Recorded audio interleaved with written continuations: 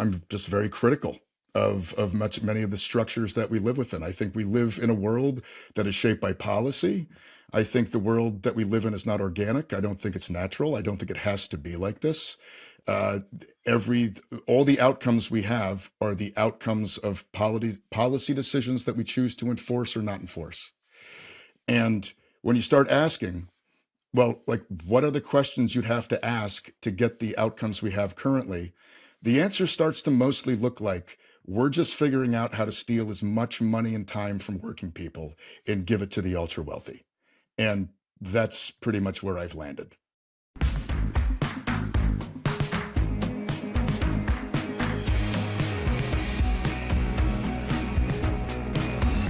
Hello and welcome to Why Is This Happening with me, your host, Chris Hayes. Well, it's getting towards fall of 2025, which means the official start of the 2026 midterm elections. We've started to see candidates with their initial bio videos announcing that they're considering or they're running for office. There's a bunch that have come through.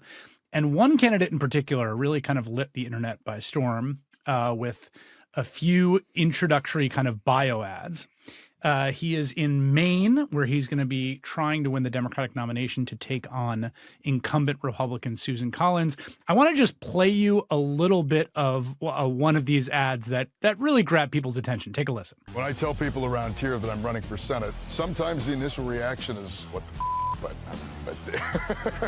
but when I tell them why I'm doing it, because I truly do believe that we can build a system that is going to represent working people, the number one response has been, well, thank God somebody's going to do it. You're supposed to fight for the things you love. This is our home. The ad is from Graham Plattner, who's a Marine and U.S. Army veteran, also an oyster farmer, and is running to be the U.S. Senator from Maine. That ad shows Graham in a oyster boat with sort of full kit on.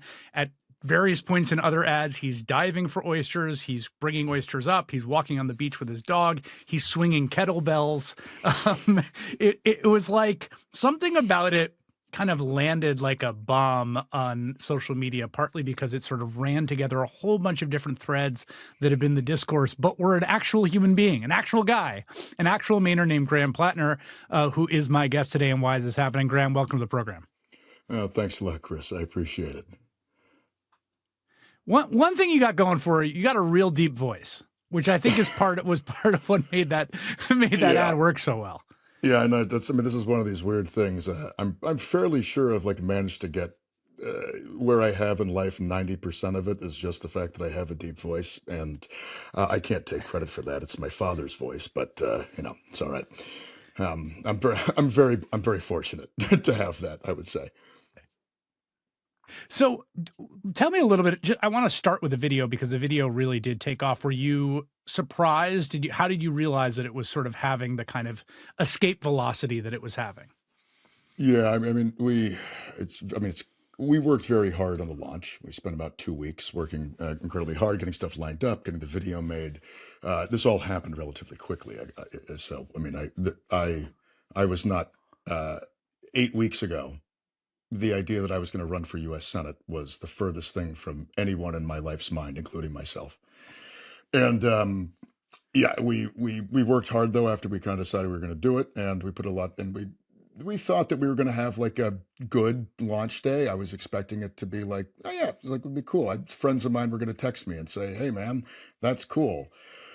And by, I don't know, 11 o'clock in the morning, noon that day, it was last Tuesday. Essentially, like everybody I've ever met is blowing up my phone. People are flipping out. People are calling me and telling me, like, what is going on? I'm like, wow. I knew it was good. I felt very confident that it was going to land, mostly because like the messaging is frankly stuff that I think everybody that I interact with down here in the like normal world, these are all things that a lot of folks have been like talking about essentially daily for at least a year, if not longer. And so, I was confident that it was going to catch on. I still am entirely unprepared, like at least emotionally and personally for this. A week ago, was very much just a guy that lived in eastern Hancock County in eastern Maine. And next week I'll be speaking on stage with Bernie Sanders, and that feels wild to me. I wake up each morning kind of feeling like I'm living in somebody else's life. But Well, can you take me through let's go back 8 weeks to yep. when it was the furthest thing from your mind that you were going to run for US Senate. What were you doing? Like, take me through your daily life before this. Like, Yes, I mean, what are you doing? What's your home life like? What's your routine? Yeah, I have a small oyster farm. I started it about 8 to 9 years ago.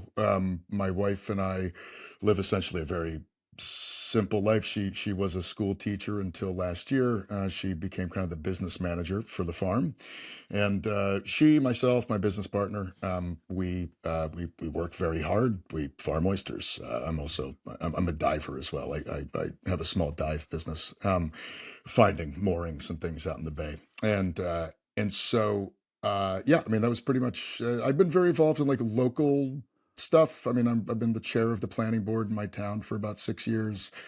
I'm the harbor master. I've been involved in some local community organizing. That's a big deal, harbor master. Well, it is, except that I work in a harbor with 4 working boats, including myself. We all know each other. It's very small. It's a very small harbor. I mostly just make sure we all pay our mooring fees. That was kind of where things have been. And the summer for us is extremely busy because oyster farming in Maine, summer is pretty much your season. So we were very busy going from events to events, doing tours, farming oysters, to kind of like that's sort of like that's what we do.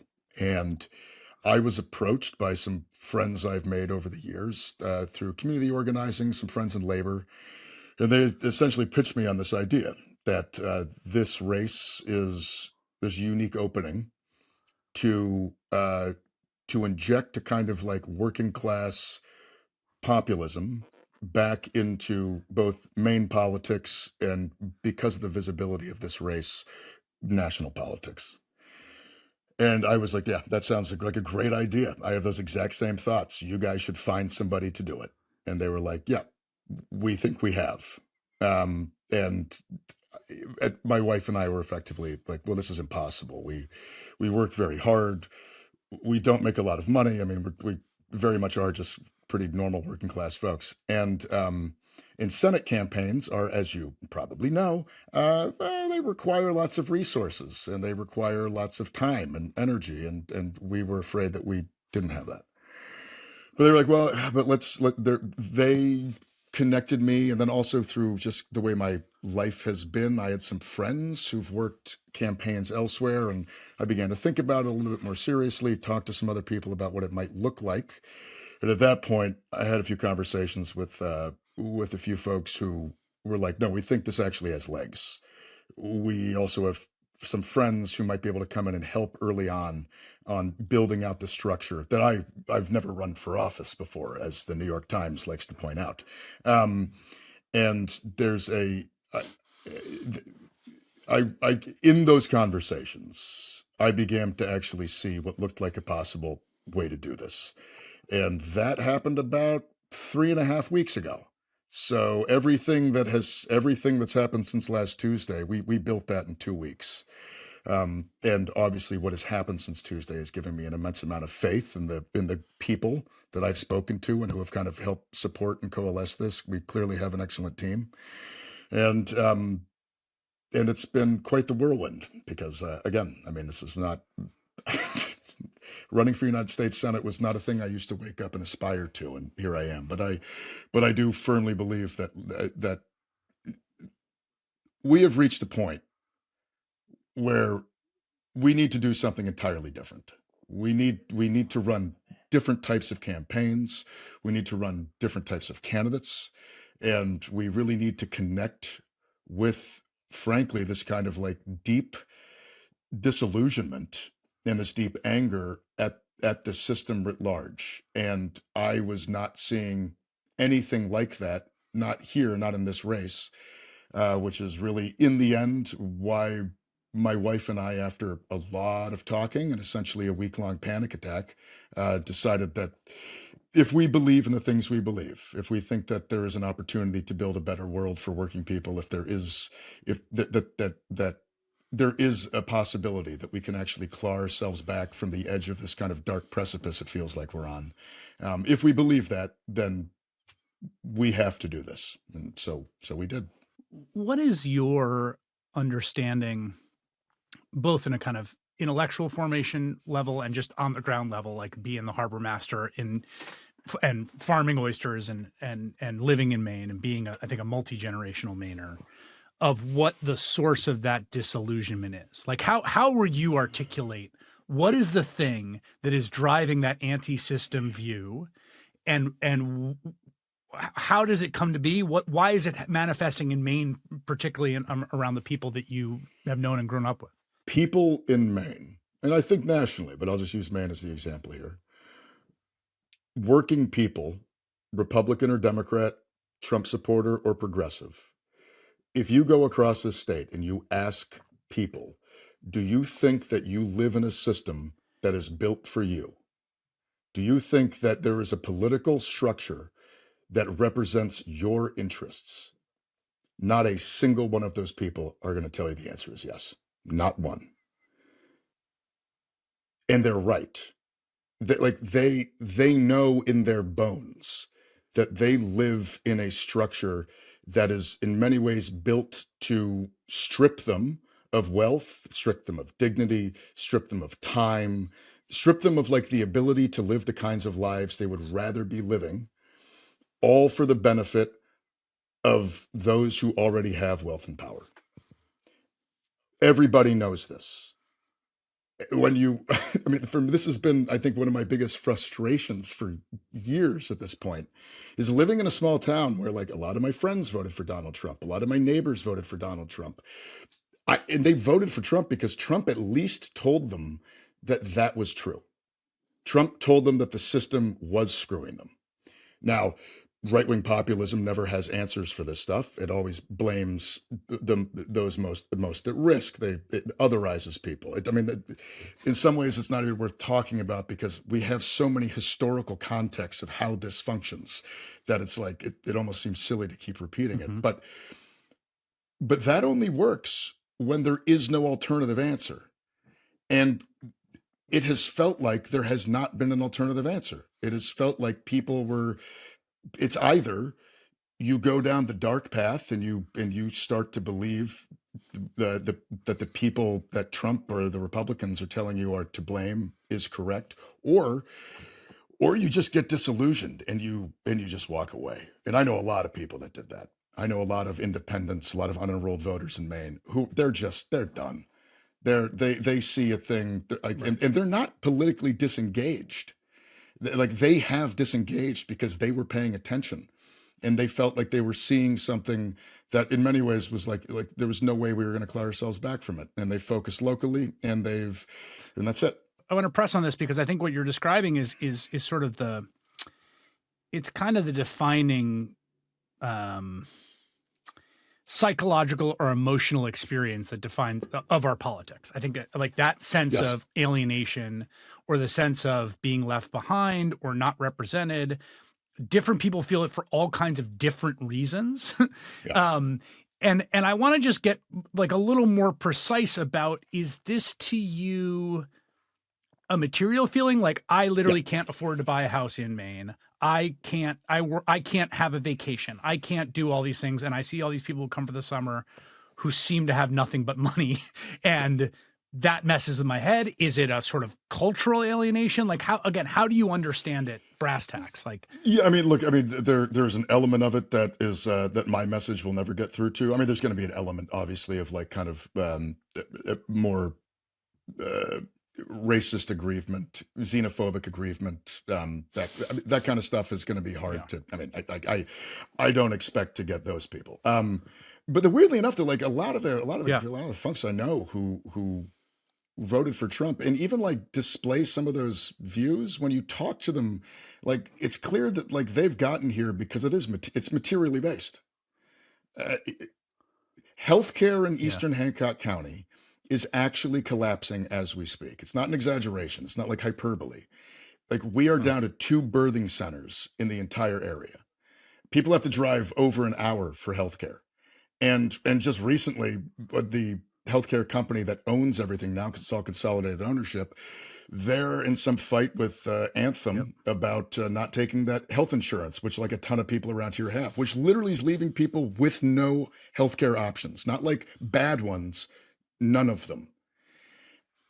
And the Medicaid and Medicare cuts that are coming down the pike, which frankly are the only things that buoy a lot of these rural hospitals in the first place, we haven't even seen that yet. That's coming soon. It's stuff like that. It's the lack of housing. I mean, I could talk affordability crisis. I mean, everybody knows it's everywhere. I mean, housing is unaffordable if you can even find it. Same here.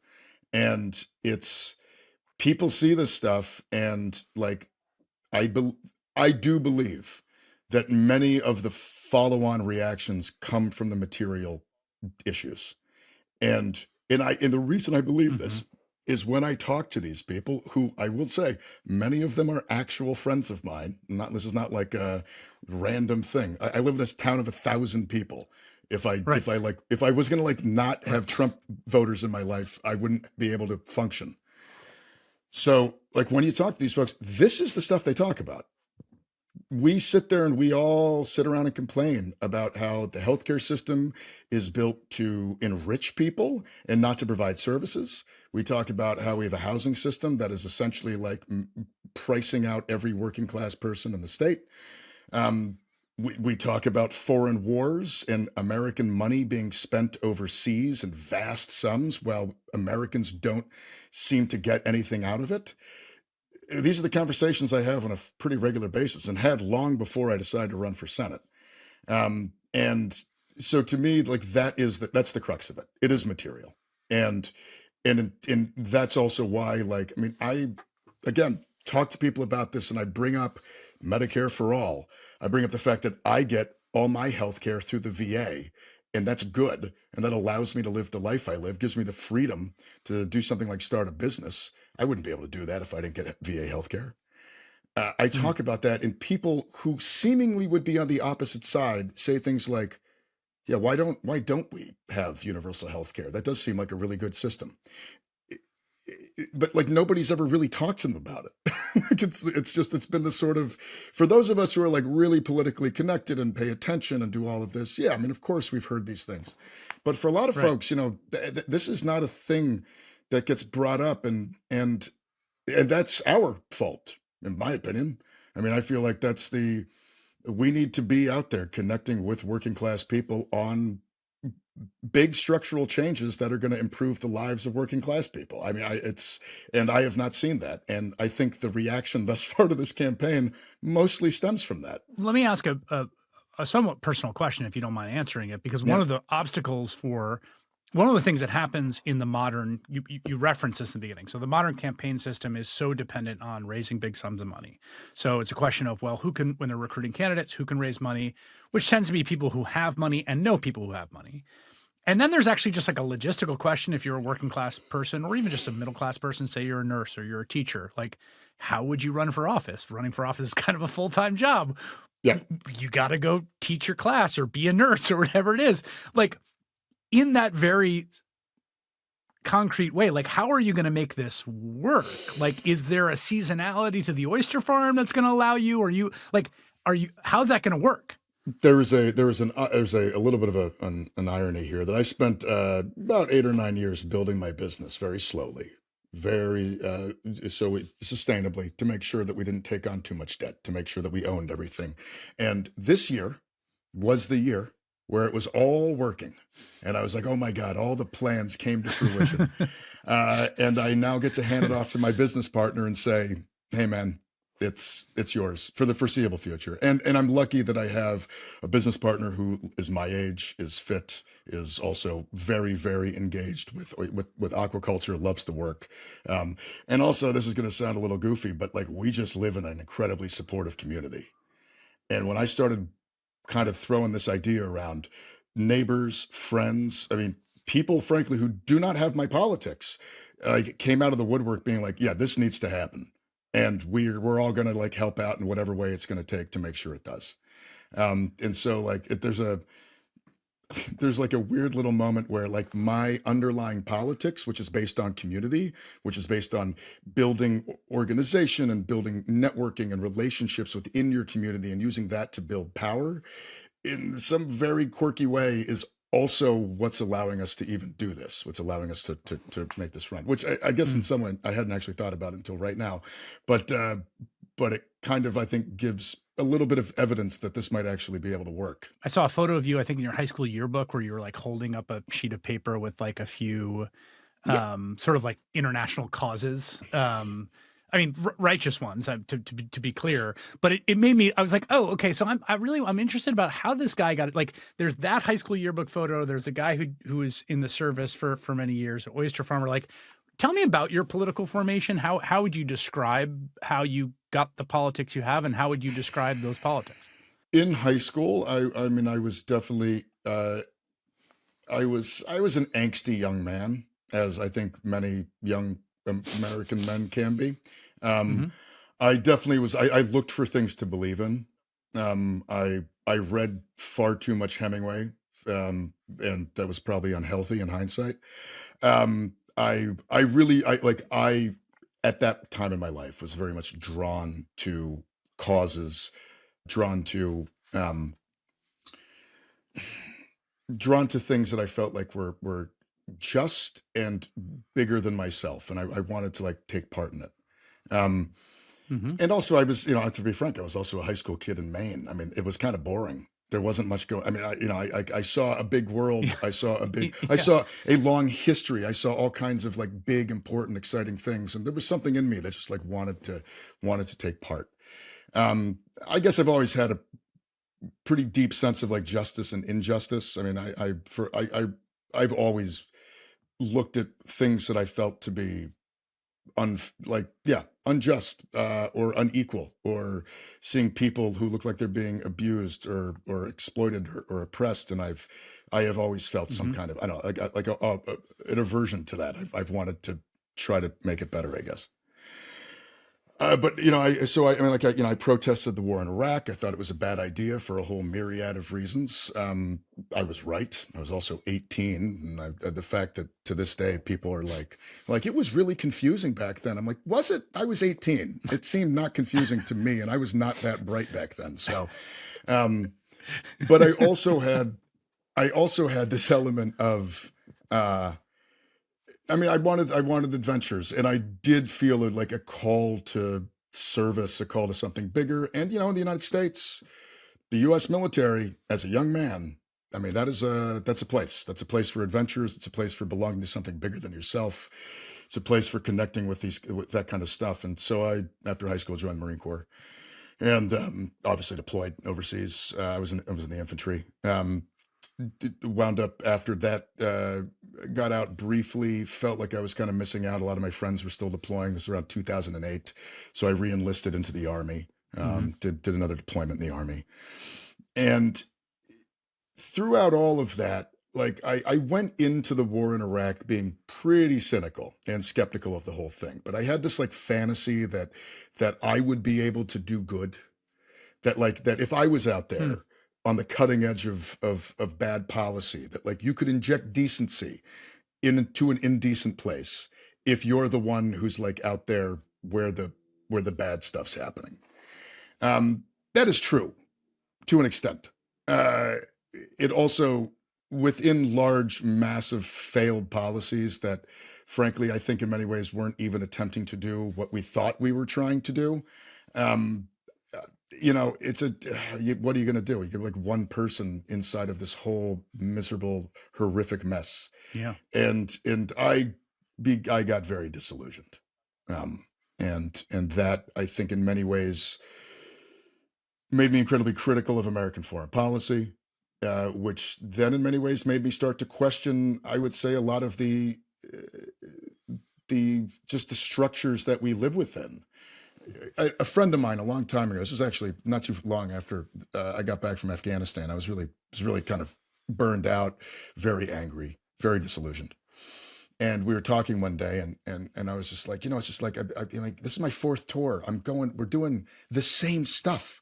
Like I've been doing this for like years now. I mean, I started in Iraq in '05. It's now like 2012, and I'm coming and like I'm looking at Afghanistan, and like we're making the same exact mistakes. Like I'm literally confused. And my buddy was like, "That's because you think it's trying to do something that it's not." He's like, "What you got to do is you got to reframe the question.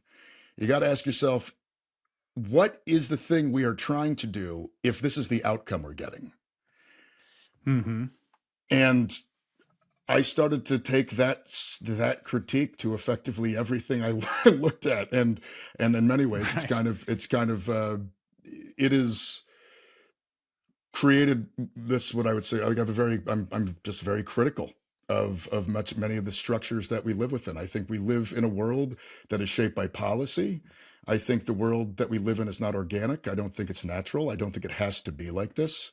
Uh, all the outcomes we have are the outcomes of policy decisions that we choose to enforce or not enforce. And when you start asking, well, like, what are the questions you'd have to ask to get the outcomes we have currently? The answer starts to mostly look like we're just figuring out how to steal as much money and time from working people and give it to the ultra wealthy. And that's pretty much where I've landed. I'm going to ask you a question that will get you in trouble, which is, did you like the Marines or the Army more? Oh, Marine Corps. I was Not even a second's hesitation. No, I mean, the Marine Corps is a cult, and I was inducted into the cult at 19. I have, I think, 4 Marine Corps tattoos. I don't have a single U.S. Army tattoo. Okay, there you go. I love the Army. I had an excellent time in the Army. I was in I was in several spectacular units in the Army, and I'm glad I got to do it. Marine Corps got me first. They got me young, and that's where the loyalties will always lie, at least on that front. Given the fact that you've served in 2 of the services and worn the uniform for many years and deployments, I am curious what you think of watching the spectacle of U.S. service members with long guns on the streets of American cities. Being there to sort of support deportations or to sort of, and now in safety vests picking up trash on the National Mall, which seems like a kind of, to be fair, in my experience in the infantry, sometimes that's what you do. You do a lot of trash picking up. That's right. So. Yes, exactly. Yeah. Yeah, I mean, it is. What do you make of this use of the military for this purpose? Oh, it's disgusting. It's un-American. I honestly, I feel really bad for those men and women who are out there doing that. I know what it's like to be in uniform and tasked to go do things that you kind of don't agree with, or actually, let me rephrase, really don't agree with. Really I think there is like I think there is a bit of like a civilian fantasy that like either like, well, you can always disobey unlawful orders, and you're like, yeah, I mean, you can, but like Right. go hang out within a military unit for an extended period of time and tell me how easy that's actually going to be. It's hard, especially when you're young, and especially when you're just kind of like you're not certain of yourself, you're not certain of like your role in these things. I mean, it's asking a lot of young people to like follow their hearts. And I don't think it is frankly, I don't think it's a feasible long-term strategy to just hope that everybody's going to wind up doing the right thing.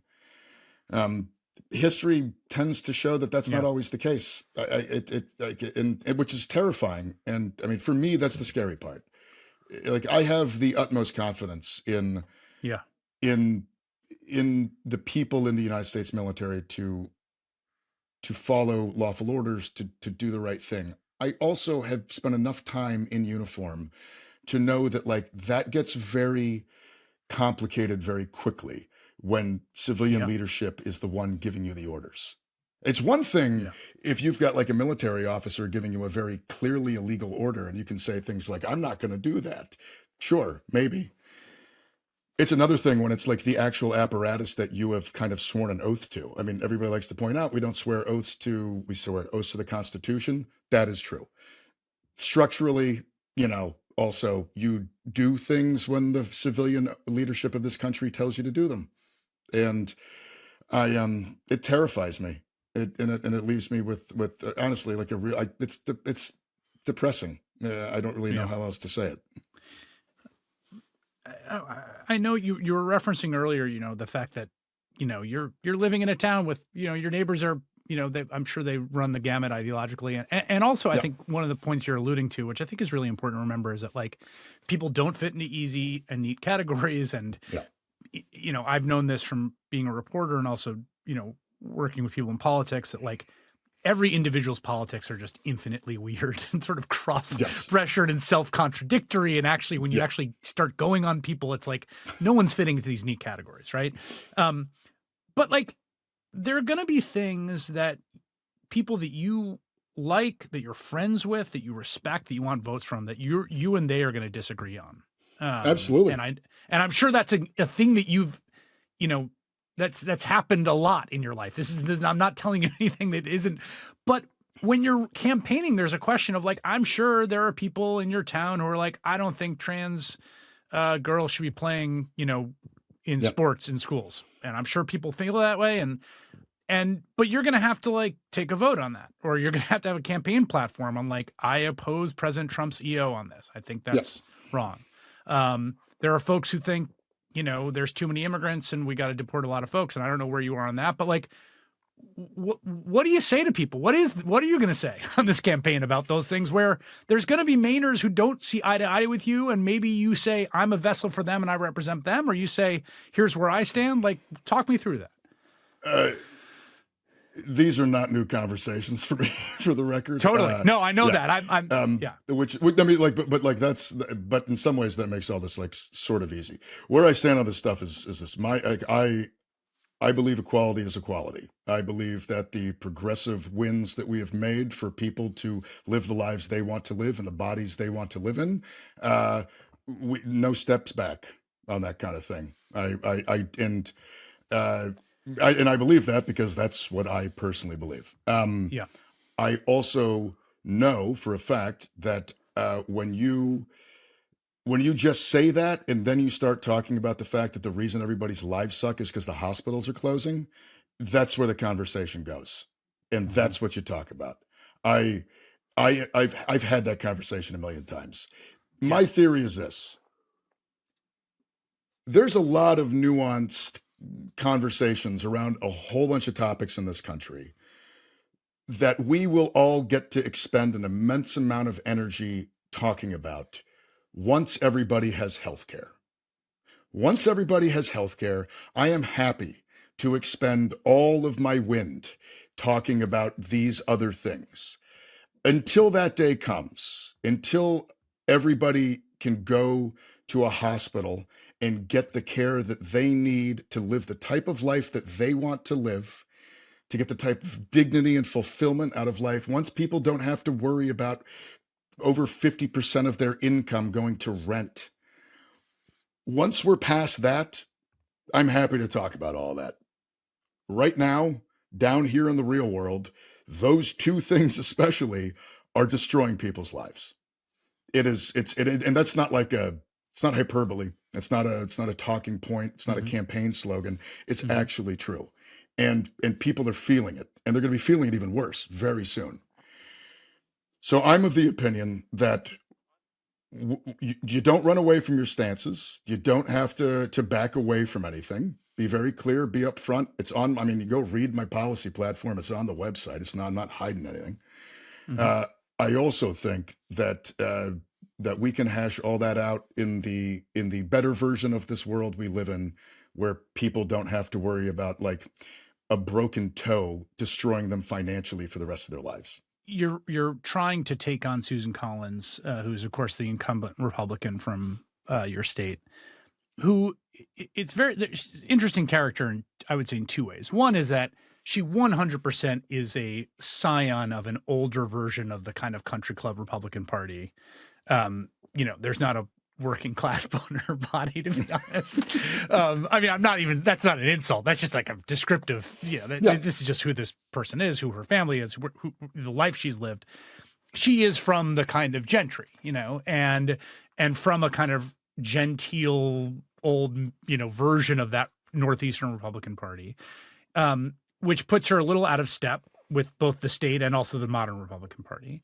Mm-hmm. She's also a pretty deft and adept politician. I mean, she has navigated a whole bunch of stuff. When you look at the math, you think, well, she's a Republican. The Democrats win this state over and over. What's going on? She's kind of knows what she's doing in some ways. What do you think? What do you think her vulnerability is this time around? Like, why can you beat her when other people have tried very hard and raised a lot of money and haven't? Two major reasons. The first one is that Susan Collins has been there for now coming up on almost 30 years. In those 30 years, things have gotten materially worse for working Mainers across the board. So there is just an element of clearly whatever this is has not been working. And just at a baseline, we need to be doing something else. The other thing is that because over those 30 years, things have gotten worse for people, she actually hasn't brought much improvement broadly to the state. She's done things for industries. She's brought money in for certain projects. I will not take that away from her. I'll say that. Should have brought in more. Should have fought for bigger things. Should have gotten people more. And had we, then maybe we wouldn't be living inside of a collapsing healthcare system. Because this has been going on for so long, there is an element of her charade that is just no longer working. I think even up until 2020, it was still working. There were still a lot of Democrats in Maine that were going to vote for Susan Collins. Those days are over. Mm-hmm. There were a lot of independents in Maine who were going to vote for Susan Collins. She might still have some, but she doesn't have nearly as many as she did. And more importantly, though, there are now a lot of Republicans in Maine that don't want to vote for Susan Collins because they see her as a tool of the establishment. They see her as part of the political elite. And the populism that exists inside of the Republican Party right now is entirely at odds with her career. I think that makes her uniquely vulnerable.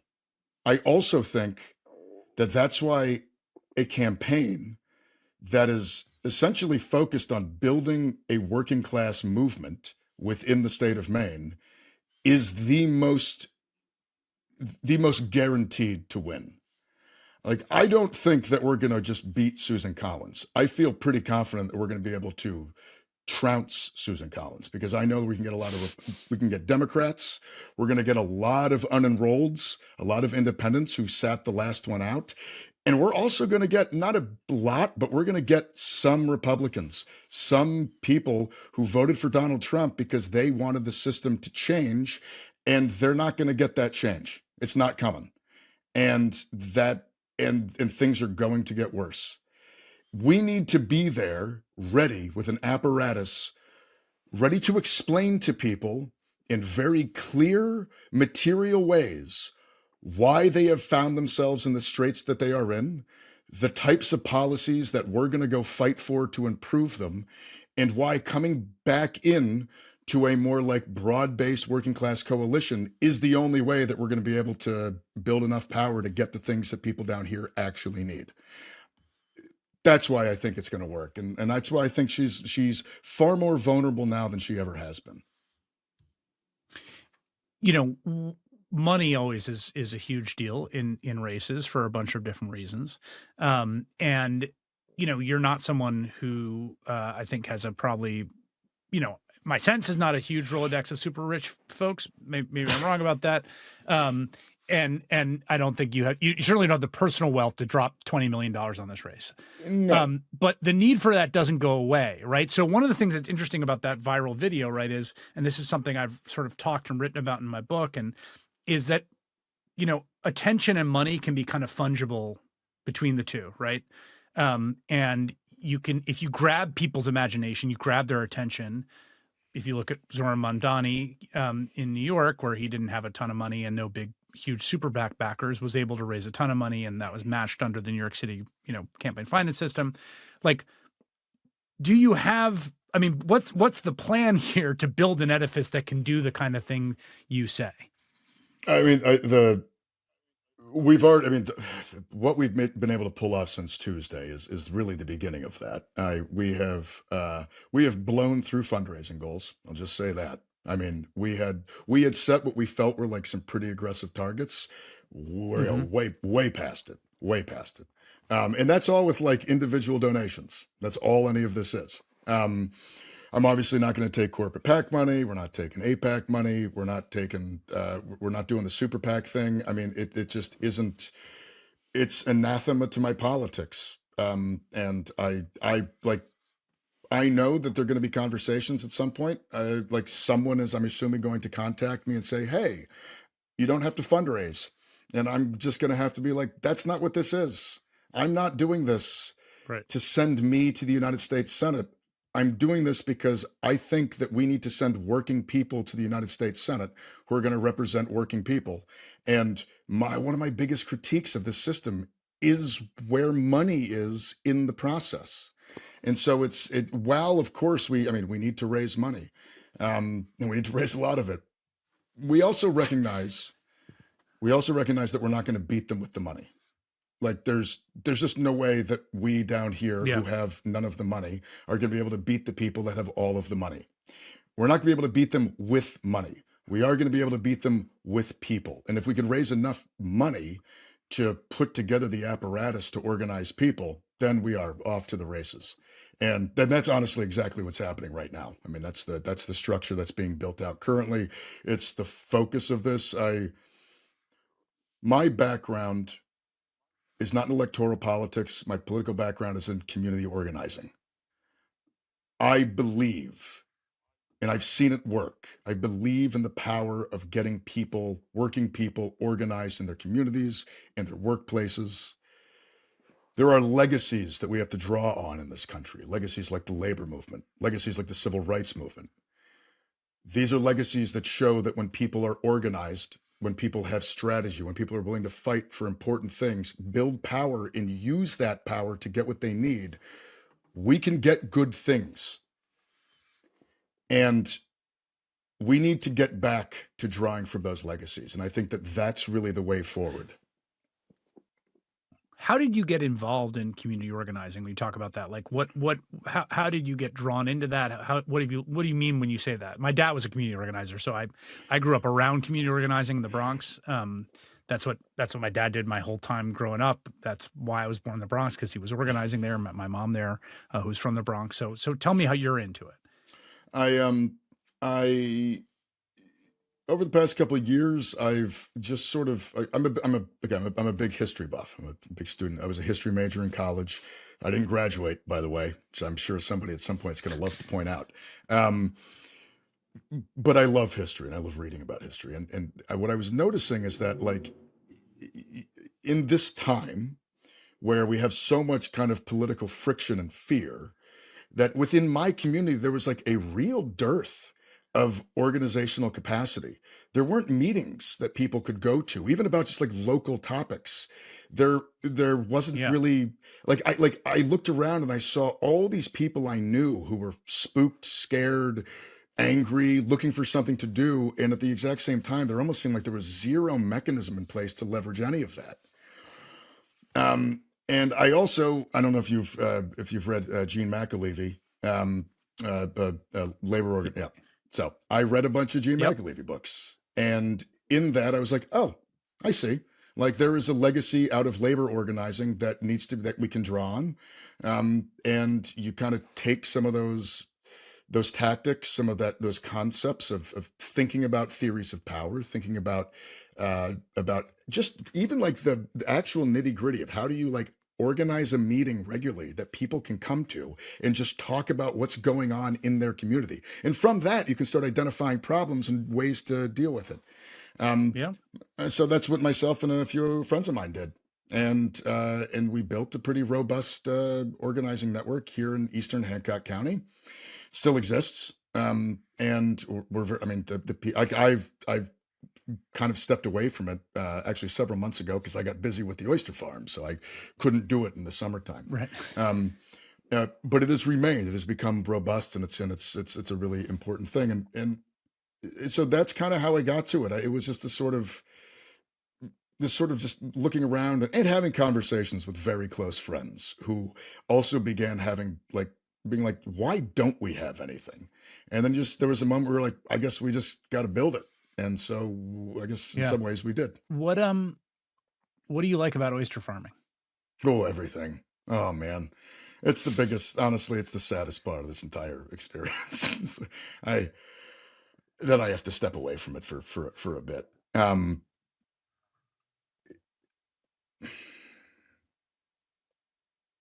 When I got back, when I came back to Maine after my deployments, I went to college in DC for a little bit.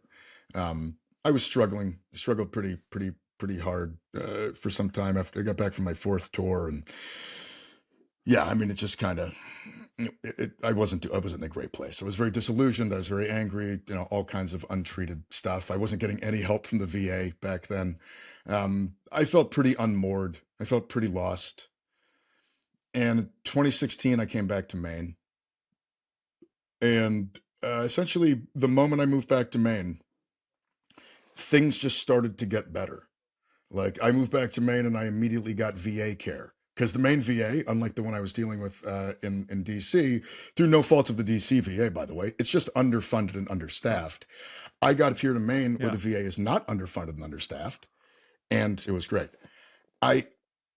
So things start to fall in place. I start getting care. I start getting like physical issues that have been bothering me. I start dealing with them. I start feeling better mentally and physically. And then this oyster thing falls into my lap. A friend of mine from an old family friend had started this very small oyster farm, and he was looking for somebody to kind of get involved and take it over. And so I did. I didn't really think it through at the time. It mostly just felt like the right thing to do at that point in my life. And I loved it. I mean, I get to work for myself. I work with my hands. I'm on the ocean. I work with the tides. I grow food. I grow food in a way that's incredibly ecologically sustainable and beneficial. Um, I still have this like silly internal itch about misery because I was in the infantry, and like working on the ocean, you still get some days that are brutal and not fun. And I like that part too.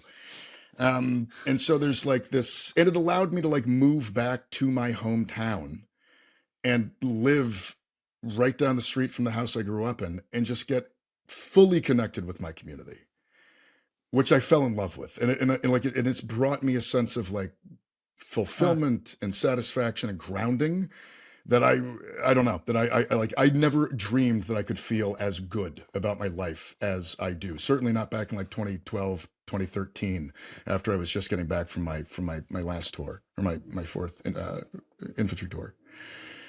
And and all of that is just I don't know. It's like I've got a lot of emotion wrapped up in it. The whole sense of place. It's home. I love the place that I'm from. The place that I'm from also grows spectacular oysters, so I'm really proud of that. I mean, there's just like all this stuff that is just wrapped up in it, and it's. It's walking away from that and handing it off to my business partner for me is like that's the hardest part of all of this. But I also have reached a point where I've been able to build an absolutely spectacular life because of the support I get from the VA. Without that support, I could never have built any of this. Huh. And That to you, that's the cornerstone. that is the you had cornerstone. Like the fact that I did not have to worry about health insurance. I did not have to worry about health care. I got to get care when I needed it to deal with problems so they wouldn't get worse down the road. The support I get from the VA is what allowed me to buy my house, put a roof over my head, pay my mortgage. Right. Like I got to, which, this is the thing. It's like everybody, there's always these talks about freedom. People always talking about freedom in this country. And that support gave me the freedom to build and live a life that I love. Without it, I could not have had the freedom to do so. And I just think that every American should have access to that freedom. I don't think that you should have to go fight in stupid foreign wars and watch your friends die just to like get the baseline of support that allows you to live the kind of life that you want to live. Especially not in a society that has so much wealth and so many resources that we could easily do this. We just choose not to through I think, terrible policy. And that's the core of it.